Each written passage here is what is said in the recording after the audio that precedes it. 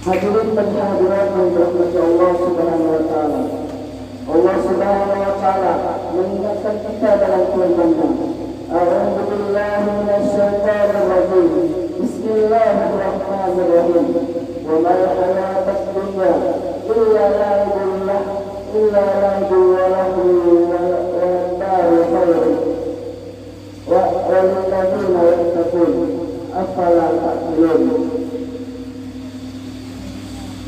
Dan tidakkah kehidupan dunia ini hanya sebagai sebuah gurau, hanya main dan sebuah gurau, dan sungguh kampung akhirat lebih baik bagi orang-orang yang bertakwa.